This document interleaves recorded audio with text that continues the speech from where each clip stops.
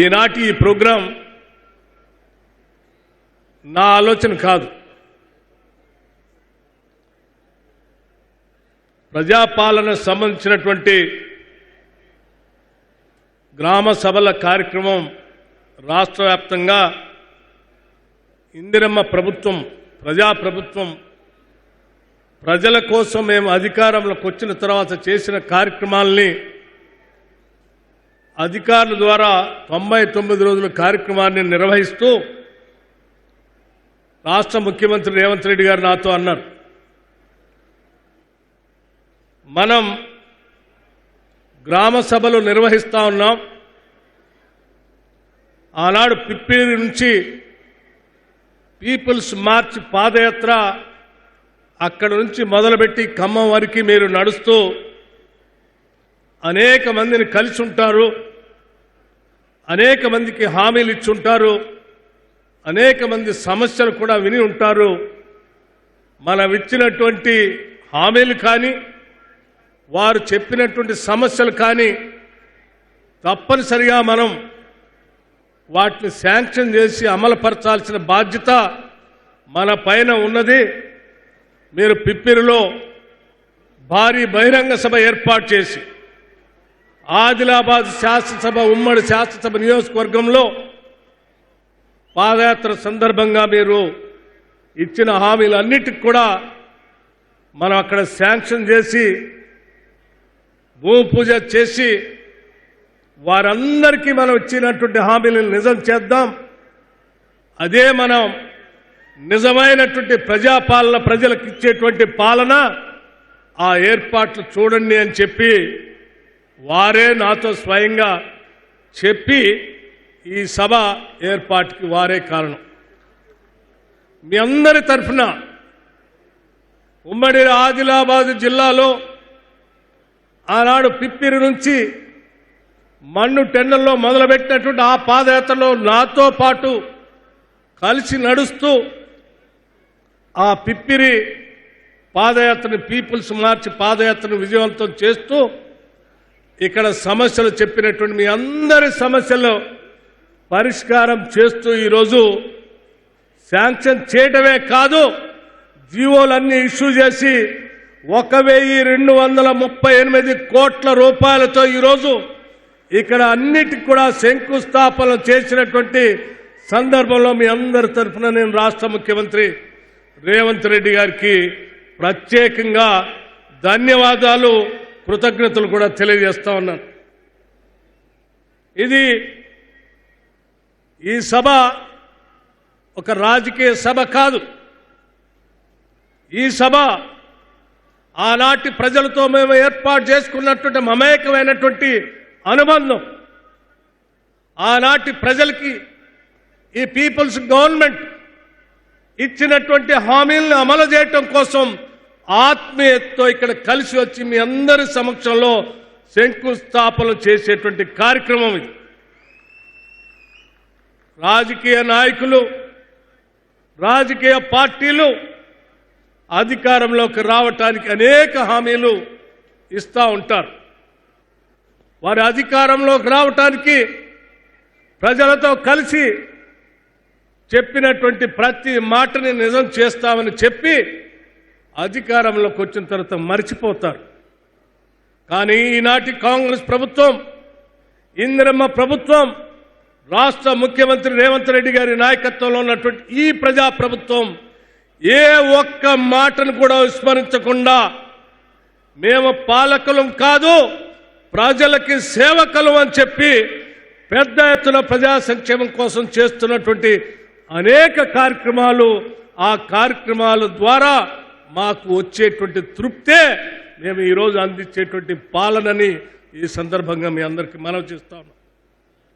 అధికారం అంటే అది ఒక హోదానో, అధికారం అంటే అందలమెక్కి పెత్తనం చేయటమనో ఆలోచన మా కేబినెట్లో ముఖ్యమంత్రి గారికి కానీ సహచర మంత్రులకు కానీ ఏ ఒక్కరికి లేదు. కాబట్టే కేవలం 2 సంవత్సరాలలో ఆనాటి కాంగ్రెస్ పార్టీ ఆధ్వర్యంలో ఎన్నికల కంటే ముందు ఇచ్చినటువంటి హామీలన్నింటినీ కూడా, గ్యారంటీలన్నింటినీ కూడా దాదాపు 99% ఇచ్చిన గ్యారంటీలన్నింటినీ అమలు చేస్తున్నటువంటి ప్రజాప్రభుత్వం మన ప్రభుత్వాన్ని గుండెల నిండా ధైర్యంగా నేను చెప్పగలుగుతా ఉన్నాను.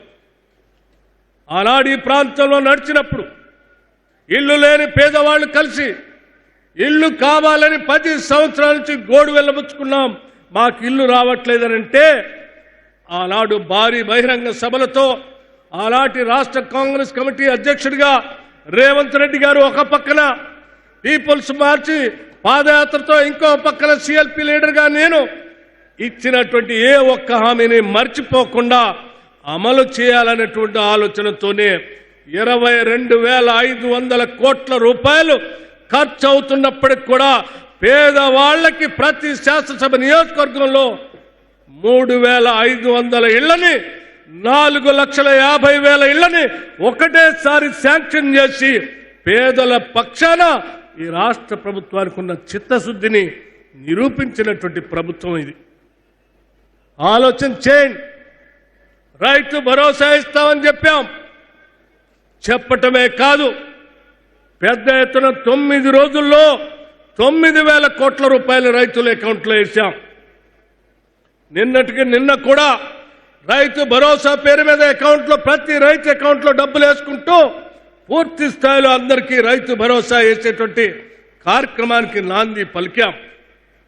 అట్లాగే 200 యూనిట్లు ఉచిత కరెంటు ఇస్తామని చెప్పి పెద్ద ఎత్తున 52 లక్షల కుటుంబాలకి ఈరోజు రాష్ట్రంలో ఉచిత కరెంటు ఇస్తా ఉన్నాం. ఆడబిడ్డలందరినీ కూడా మహాలక్ష్మిలాగా పూజిస్తామని చెప్పినట్టుగానే ఈ ప్రభుత్వం అధికారంలో రాగానే శాసనసభలో శాసనసభ్యులుగా మేమందరం ప్రమాణ స్వీకారం చేసిన అరగంటలోనే శాసనసభల ప్రాంగణంలోకి ఆర్టీసీ బస్సులు తెప్పించి ఈ రాష్ట్రంలో ఉన్న మహిళలందరికీ ఉచిత బస్సు ప్రయాణం నిజం చేసినటువంటి ప్రభుత్వం ఈ ఇందిరమ్మ ప్రభుత్వం. దాదాపు 300 కోట్ల సార్లు ఈ రాష్ట్రంలో ఉన్నటువంటి మహిళలు ఉచితంగా ఆర్టీసీ బస్సులో ప్రయాణం చేస్తే రాష్ట్ర ప్రభుత్వం మీ తరఫున 10,000 కోట్ల రూపాయల్ని ఆర్టీసీకి రాష్ట్ర ప్రభుత్వం ఈ రాష్ట్రంలో ఉన్న మహిళల తరఫున డబ్బులు కట్టిన సంగతి కూడా ఈ సందర్భంగా మీ అందరికీ మనవి చేస్తా ఉన్నాం. అంతేకాదు ఈరోజు రాష్ట్రంలో తీసుకునే ప్రతి కార్యక్రమం కూడా పెద్ద ఎత్తున అమలు చేస్తూ ఆ కార్యక్రమాన్ని ముందు తీసుకుని పోయే కార్యక్రమంలో భాగంగా నేను ఒక విషయం చాలా స్పష్టంగా చెప్పదలుచుకున్నాను. ఈ రాష్ట్ర ప్రభుత్వానికి మానవత్వం ఉంది.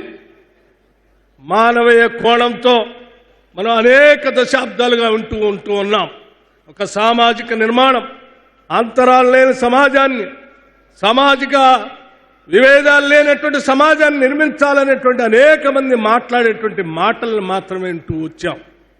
కానీ ఈనాటి ప్రభుత్వం ఈరోజు మీ అందరి సమక్షంలో ఇవాళ శంకుస్థాపన ఫలకాలను ఇక్కడ వేసినటువంటి young India integrated residential school ఒక్కసారి ఆలోచన చేయండి. ఇది వినటానికి ఒక స్కూల్ లాగానే మీరు వింటూ ఉండొచ్చు, కానీ సామాజిక అంతరాలు లేనటువంటి ఒక సమాజాన్ని నిర్మించాలని విద్యాశాఖ చూస్తున్నటువంటి రాష్ట్ర ముఖ్యమంత్రి రేవంత్ రెడ్డి గారు ఒక ఆలోచన చేశారు. 200 కోట్ల రూపాయలతో కనీసం 20 నుంచి 25 ఎకరాల ప్రాంగణానికి తగ్గకుండా ప్రపంచంలో ఉన్నటువంటి అన్ని వసతులతో ఇంటర్నేషనల్ స్టాండర్డ్స్లో మన రాష్ట్రంలో పుట్టినటువంటి బిడ్డలకు కూడా అన్ని వర్గాల వాళ్ళు ఒకటే ప్రాంగణంలో చదువుకోవాలి. చిన్ననాటి నుంచే ఒక వసుదైకైన కుటుంబంగా సమాజంలో అంతరాలు లేని విధంగా ఎదగాలనే ఉన్నతమైనటువంటి ఆలోచనతో ఈ రాష్ట్రంలో దాదాపు 100 స్కూళ్ళని, ఈ రాష్ట్రంలో 100 రెసిడెన్షియల్ స్కూల్ని, యంగ్ ఇండియా ఇంటిగ్రేటెడ్ రెసిడెన్షియల్ స్కూల్స్ని శాంక్షన్ చేసినటువంటి ఘనమైన చరిత్ర ఈ రాష్ట్ర ప్రభుత్వానికి. బహుశా ఈ దేశంలో ఏ రాష్ట్రంలో కూడా ఇటువంటి విధానం లేదు. ఈరోజు 3 schools, young India integrated residential schools ఇక్కడ శంకుస్థాపన చేశాం.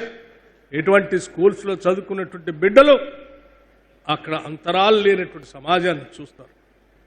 ఒక మరో ప్రపంచాన్ని నిర్మించడం కోసం ఒక ఉన్నతమైనటువంటి ఆలోచనతో ఈ రాష్ట్ర ప్రభుత్వం ముందుకు పోతుందని చెప్పడం కోసం నేను ఉదాహరణగా చెప్తాను. అంతేకాదు వాటితో పాటు ఈరోజు పెద్ద ఎత్తున ఈ రాష్ట్ర ప్రభుత్వం ఈ సంవత్సరంలో పెట్టినటువంటి కొన్ని పథకాలు కూడా చూస్తే నిజంగా అనేక రాష్ట్రాల్లో ఉన్నటువంటి నాయకులు ప్రభుత్వాలు ఫోన్లు చేసి అడుగుతా ఉన్నారు, ఎలా చేయగలుగుతున్నారు మీరని. ఈరోజు మనం గతంలో చూసాం, 2014 నుంచి 18 ప్రాంతంలో అనేక మంది రైతాంగ సోదరులు ఆత్మహత్యలు చేసుకుంటే వాళ్ళకి ₹1,00,000 చనిపోయిన కుటుంబానికి ఇస్తామంటే ఆ ₹1,00,000 కోసం తిరిగిన కుటుంబాలు చూసాం. ఆలోచన చేసింది ఈ ప్రభుత్వం. ముఖ్యమంత్రి గారు ఒక ఆలోచన చేసి, అన్న మనం ఈ రాష్ట్రంలో పుట్టడం మన వాళ్ళ అదృష్టంగా భావించాలి, ఈ రాష్ట్రంలో పెరగటం మన కుటుంబాల అదృష్టంగా భావించాలి, ఈ రాష్ట్రంలో పుట్టిన ప్రతి కుటుంబం కూడా నేను నిర్భయంగా ఈ రాష్ట్రంలో బతకగలుగుతున్నాను, ఒక భరోసాతో కూడినటువంటి ఒక ధైర్యాన్ని ప్రతి కుటుంబానికి ఇచ్చేటట్టుగా మనం ఒక పథకాన్ని తీసుకొని రావాలని చెప్పి ఈరోజు ఇందిరమ్మ ఆత్మీయ భరోసాని దురదృష్టవశాత్తు ఒక కుటుంబంలో ఏదైనా ఆ కుటుంబ యజమానికి ఏదైనా జరిగితే ఆ కుటుంబం తలకిందులు కాకుండా ఉండటం కోసం ప్రతి కుటుంబం ఈ రాష్ట్రంలో ఉన్న అన్ని కుటుంబాలకి ₹5 లక్షల ఇందిరమ్మ బీమా పథకాన్ని ప్రవేశపెట్టిన ఏకైక ప్రభుత్వం ఈ దేశంలో ఏదైనా ఉందంటే అది మన ప్రభుత్వం. ఆలోచించేయండి. చిన్నప్పటి నుంచి చూస్తా ఉన్నాం, ఆదిలాబాద్ లాంటి జిల్లాలో పిల్లలు చదువుకోవటానికి పాఠశాల పోవాలంటే అర్ధాకలతో వెళ్ళటమో, కడుపుతో పాఠశాలకు వెళితే ఆ చెప్పేటువంటి పాఠాలు తలకెక్కక ఇబ్బంది పడటం చూసినటువంటి ఆలోచనలు గ్రామీణ ప్రాంతం నుంచి వచ్చినటువంటి వ్యక్తిగా, విద్యాశాఖను చూస్తున్నటువంటి ముఖ్యమంత్రిగా ఒక ఆలోచన చెప్పారు. ఈ రాష్ట్రంలో ఏ పేదవాడు కానీ ఏ బిడ్డ కూడా కడుపుతో పాఠశాలకు వెళ్ళటానికి వీల్లేదు, పాఠశాల వినటానికి వీల్లేదు. ముందుగా పాఠశాలకు వచ్చిన తర్వాత ప్రభుత్వ పాఠశాలలో చదివేటువంటి ప్రతి బిడ్డకి ఉదయాన్నే అల్పాహారం ఇచ్చి, అల్పాహారంతో పాటు ఒక గ్లాసు పాలు కానీ, మిగతా 3 రోజులు ఒక గ్లాసు రాగి జావా కానీ ఇచ్చి ఒక పోషక ఆహారాలతో కూడినటువంటి విద్యార్థులకి మనం పాఠశాలలో విద్యాబుద్ధులు నేర్పితే ఆ విద్యార్థి ప్రపంచంతో పోటీ పడతాడు. అక్షరాన్నే ఒక ఆయుధంగా మార్చుకొని తన కుటుంబమే కాదు ఈ సమాజాన్ని కూడా పైకి తీసుకొని వస్తాడు. అటువంటి అక్షరాన్ని మనం ప్రతి రాష్ట్రంలో పుట్టిన ప్రతి బిడ్డకి ఒక ఆయుధంగా అందిద్దాం. దానికోసం ఎన్ని వేల కోట్లైనా పర్వాలేదు మనం పెడదామని చెప్పి ఈరోజు అటువంటి పథకాన్ని మనం ఈ రాష్ట్రంలో పెట్టాం. ఆలోచన చేయండి. నేను మీ అందరికీ ఎండలో ఇంత దూరం నుంచి ఎంతో ప్రేమతో వచ్చారు. మీరు వచ్చిన మీ అందరికీ నేను ధన్యవాదాలు చెప్తూనే ఒక మాట మాత్రం చాలా స్పష్టంగా చెప్పదలుచుకున్నాం. ముఖ్యమంత్రి గారు కానీ, నేను కానీ, మా క్యాబినెట్లో ఉన్నటువంటి సహచర మంత్రులు కానీ, మేమందరం ఇటువంటి గ్రామీణ ప్రాంతాల నుంచి వచ్చినటువంటి వాళ్ళు. కడుపు అర్ధాకలితో ఉన్నటువంటి బిడ్డల పరిస్థితి, ఆయా రైతు కుటుంబాల పరిస్థితి, పేదవాళ్ల పరిస్థితి తెలిసినటువంటి వాళ్ళు. అందుకే మేము ఒక స్పష్టంగా ఈ రాష్ట్ర ప్రజలకు ఒక మాట చెప్పదలుచుకున్నాం. మేము ఈరోజు ఈ పాలన ప్రజాపాలనగా ఉండాలని, ప్రజాపాలనగానే ఈ రాష్ట్రంలో ఈరోజు పాలన సాగాలని చాలా బలంగా నిర్ణయం తీసుకుని ముందుకు పోతా ఉన్నాం. ప్రజల ఆలోచనే మా విధానం, ప్రజల అవసరాలే మా ఎజెండా. ప్రజల యొక్క అవసరాలు తీరుస్తూ ఈ రాష్ట్రాన్ని ఈ దేశంలో ఉన్నటువంటి రాష్ట్రాలతో కాదు, ప్రపంచంలో ఉన్నటువంటి అనేక దేశాలతో, అభివృద్ధి చెందిన దేశాలతో పోటీ పడే స్థాయిలో ఈ రాష్ట్రాన్ని ముందుకు తీసుకొని పోవాలనేటువంటి ఆలోచనే తప్ప మాకెవ్వరికీ వ్యక్తిగతమైనటువంటి అజెండాలు లేవు. మాకున్నదల్లా ఒకటే అజెండా, ఈ రాష్ట్రం బాగుపడాలి, ఈ రాష్ట్రంలో ఉన్నటువంటి పేదవాళ్ళు, మధ్యతరగతి కుటుంబాలు, రైతులు, మహిళలు పెద్ద ఎత్తున అభివృద్ధి చెందాలి.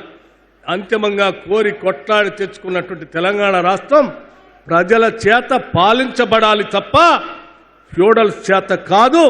కాబట్టి ఈ పాలనంతా కూడా ప్రజల చేతనే పాలింపబడేటట్టుగా చేయాలనేటువంటి ఆలోచనతోనే ఈరోజు పెద్ద ఎత్తున కార్యక్రమాలు తీసుకొని ముందుకు పోతా ఉన్నాం.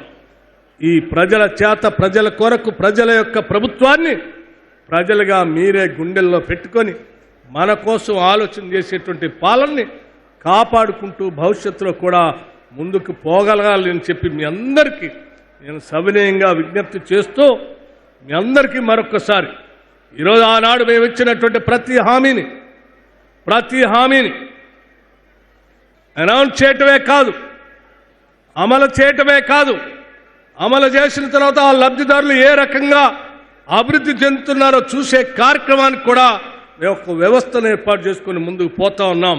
మేము మళ్ళొక్కసారి మాటిస్తా ఉన్నాం.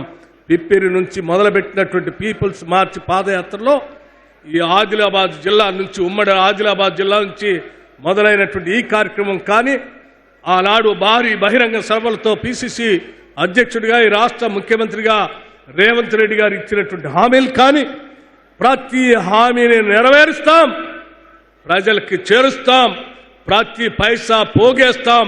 వేసిన ప్రతి పైసా, పోగేసిన ప్రతి పైసను కూడా ప్రజలకి పంచుతామని చాలా స్పష్టంగా చెప్పటం కోసం వచ్చాను. చేసినటువంటి కార్యక్రమాలన్నీ కూడా మా మంత్రి గారు ఇప్పటికే చదివి వినిపించారు. ఇక్కడ అనౌన్స్ చేసినటువంటి ఈ ప్రాంతంలో చెప్పిన అనేక ఇరిగేషన్ ప్రాజెక్టులు, ఆ ఇరిగేషన్ ప్రాజెక్టులో త్రివేణి సంగమం కావచ్చు, లేకపోతే పిప్పిరి లిఫ్ట్ ఇరిగేషన్ ప్రాజెక్ట్ కావచ్చు, లేకపోతే అమ్మనమడుగు దగ్గర ఉన్నటువంటి మినీ రిజర్వాయర్ సంబంధించిన ప్రాజెక్ట్ కావచ్చు, కొమరం భీముకు సంబంధించినటువంటి ప్రాజెక్ట్ కావచ్చు, లేకపోతే పులిమడుగు వాగు సంబంధించిన ప్రాజెక్ట్ కావచ్చు, అనేక ప్రాజెక్టులు అన్నింటినీ శాంక్షన్ చేసి ఈరోజు శంకుస్థాపన చేసి వెళ్తున్నాం. ఇళ్ళు లేనటువంటి, ఇళ్ళు కావాలనేటువంటి వాళ్ళందరికీ కూడా పేరు పేరున ఇళ్ళు శాంక్షన్ చేసి ఇస్తున్నాం. నిరుద్యోగ యువకులకి సెల్ఫ్ ఎంప్లాయ్మెంట్తో వాళ్ళ కాళ్ళ మీద వాళ్ళు నిలబట్టడానికి రాజీవ్ యువ వికాసం పేరుతో వాళ్ళకు కావాల్సిన ఏర్పాట్లన్నీ చేస్తున్నాం. మహిళలందరికీ కూడా 1,00,000 కోట్ల రూపాయలు వడ్డీ లేని రుణాలిచ్చి పెద్ద ఎత్తున దేశంలోనే ముఖ్యమంత్రి గారు చెప్పినట్టు కోటి మందిని కోటీశ్వరులు చేసేటువంటి కార్యక్రమం ఈ రాష్ట్రంలో పెద్ద ఎత్తున ఇందిరమ్మ ప్రభుత్వ ఆధ్వర్యంలో నడుస్తుందని, చేస్తామని మీ అందరికీ మాటిస్తూ మరొక్కసారి మీ అందరికీ నా హృదయపూర్వకమైనటువంటి ధన్యవాదాలు తెలియజేస్తూ సెలవు తీసుకుంటున్నాను. జై హింద్, జై తెలంగాణ. Thank you sir.